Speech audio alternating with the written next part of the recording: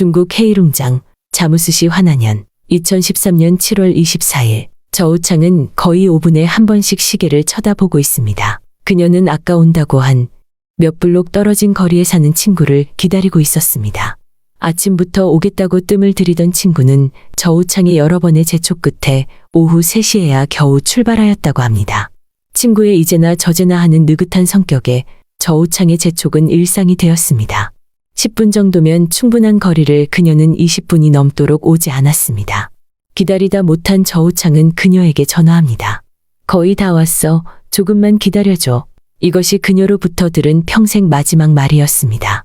어찌 된 일일까요? 올해 18살인 화남병원 실습 간호사 후이서는 2013년 7월 24일 엄마가 만들어준 마늘 장아찌를 들고 친구네 집에 놀러가는 길에 실종되었습니다. 이튿날인 25일 오후 가족들은 경찰에 신고합니다. 그녀는 가출과는 거리가 먼 착한 딸이었습니다. 학교에서 공부도 잘하고 남을 도와주려는 선한 마음씨를 가졌으며 맞벌이로 일하는 부모님을 도와 집안일도 잘 거들어 주었습니다. 하지만 여의치 않은 가정 형편에 대학에 가려는 꿈을 버리고 간호사 학원에 진학하여 일찍 돈을 벌겠다고 해맑게 웃으며 부모님께 먼저 제안하였던 속 깊은 딸이었습니다. 이제 막 졸업하고 현지 병원에서 실습 간호사로 일하게 되었다며 기뻐하던 딸이 이렇게 허무하게 모든 걸 팽개치고 자의로 사라질 가능성은 1도 없었습니다. 경찰은 바로 수사에 들어갑니다. 그녀의 이름은 탐베이베이. 20대 초반의 그녀는 산동성 옌타이에서 직장 생활할 때 같은 직장에서 일하는 백운강을 만나게 됩니다. 서로에게 한눈에 반한 그들은 여러 해의 사내 연애 끝에 옌타이 같은 큰 도시에서는 도저히 집을 살 수 없게 되자 결혼하고 백운강의 고향인 흑룡강 자무스시 화난현에 돌아가 살기로 합니다. 그들은 자그마한 아파트를 구해 신혼생활을 시작합니다. 얼마 안 가서 아기도 생기고 행복할 것만 같았던 둘의 결혼 생활은 옛 직장 동료의 방문으로 금이 가기 시작합니다. 둘이 결혼한 사실을 몰랐던 동료는 백운강을 만나 밖에서 술 한잔 하던 중 문득 생각이 난 듯 그때 옌타이에서 회사 다닐 때 너랑 사귀던 여자 직원 기억나? 하며 운을 떼었습니다. 그때 그녀는 백운강과 사귀는 중에 잠깐 다른 부서 남자 직원과 양다리를 걸친 적이 있었는데 이는 모든 회사 직원이 다 알고 백운강만 모르는 공공연한 비밀이었습니다. 백운강은 자신이 모든 회사 직원들에게 바보 취급 당했다는 사실에 분노를 참을 수 없었습니다. 그때로부터 그는 화가 치밀어 오를 때면 아내 탐베이베이를 손찌검하였습니다. 임신을 한 몸이지만 예외는 아니었습니다. 백운강은 도대체 무엇에 분노한 것일까요? 사랑하는 여자가 자신을 배신했다는 사실, 아니면 그녀가 자신보다 앞서 다른 남자랑 관계를 맺었다는 사실. 아내를 때리고 나면 백운강이 자주 하는 말이 있었습니다. 난 아직도 수처녀가 어떤 느낌인지 모르겠어. 그 말을 듣다 못한 탐베이베이는 어느 날 홧김에 그럼 내가 처녀를 찾아서 바치기라도 할까? 라고 합니다. 하지만 이 말은 백운강 내면에 꿈틀거리는 변태 욕구를 불러일으켰습니다. 은밀한 생각이 말이 되는 순간 그 생각은 이 세상에서 실체를 갖춰가지요. 그때로부터 그는 언제 수처녀를 데려올 것이냐 빨리 움직여라 하며 닥달하는 동시에 매질은 더욱 심해져 갔습니다.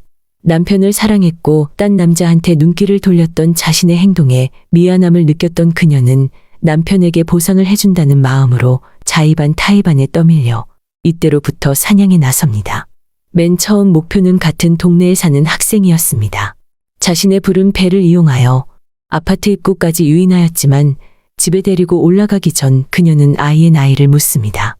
여자아이는 키만 컸지 나이는 고작 13살 아직 미성년 어린 아이였습니다. 이때까지만 해도 탐베이베이는 일말의 양심이 있었던 것일까요? 부모님이 기다릴 것이니 얼른 집에 가라고 타이릅니다. 그녀는 입에 들어온 먹잇감을 순순히 풀어주었습니다. 그러자 그녀에게 돌아온 건 남편의 심한 욕설과 매질이었습니다. 그녀는 매일이다시피 밖에 나갔고 남편 백운강은 창문으로 내려다보며 누구를 꼬실지 전화로 지시하였습니다. 이렇게 두 번째 목표가 정해졌습니다. 하지만 경계심이 높았던 그녀는 집에까지 데려다 달라는 탐베이베이의 요구를 거절하고 아파트 입구에서 돌아섭니다. 연거푸 실패하자 백운강은 더욱 조바심이 났고 이성을 잃어가기 시작하였습니다. 이렇게 사냥 범위를 넓혀 아파트를 벗어나 거리에까지 오게 된 탐베이베이의 눈에 예쁘고 착한 후이선이 들어옵니다. 그녀는 한눈에 보아도 미인이었습니다. 뽀얀 피부에 예쁜 이목구비, 매끈한 몸매, 탐베이베이는 같은 방법으로 배가 옥신거리는데 혹시 집에까지 배려다 줄 수 없냐고 묻습니다. 하필이면 그날은 비까지 부슬부슬 오는 날이라 빗길도 미끄러운데 배가 아프다는 임산부를 간호사인 후이선 입장에서 그냥 보낼 수가 없었습니다. 착한 후이선은 조심스럽게 그녀를 부축하여 계단을 올라 그녀의 집 문 앞까지 갑니다. 돌아서려는 후이선을 잡고 그녀는 너무 감사한데 드릴 것은 없고 집에서 물 한 잔이라도 마시고 가라고 합니다. 극구 사양했지만 집이 초라해서 그러냐는 말에 후이선은 하는 수 없이 그녀를 따라 집에 들어갑니다. 곧 탐베이베이는 음료수를 건넸고 아무런 의심 없이 타인이 건넨 음료수를 마신 그녀는 곧 정신을 잃고 쓰러집니다. 이후 남편 백운강이 그녀를 방으로 데리고 들어갔고 증거를 없애기 위해 그녀를 살해합니다. 탐베이베이의 행적은 동네 CCTV와 아파트 방범 카메라에 여실히 찍혔고 그들은 얼마 안 가 경찰에 체포됩니다. 곧 출산에 임박한 탐베이베이는 아이러니하게도 피해자 후이선이 일하던 환한연 병원으로 옮겨져 건강한 아들을 출산합니다. 후이선의 동료들과 그녀의 사수는 어쩔 수 없이 비통한 마음으로 가해자를 간호하여야만 하였습니다. 탐베이베이와 백운강의 아기는 양가 부모님 모두가 부양을 거절하는 바람에 입양에 보내졌다고 합니다.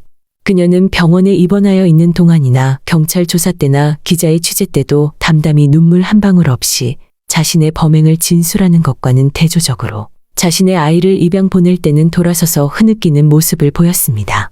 자기 자식이 귀한 줄 알면 왜 남의 자식도 귀한 줄은 몰랐을까요? 이 범행으로 백운강은 사형, 탐베이베이는 무기징역을 선고받게 됩니다. 후에 백운강은 합의에 의한 성관계였고 우발적인 살인이라고 항소하였으나 기각되었다고 합니다.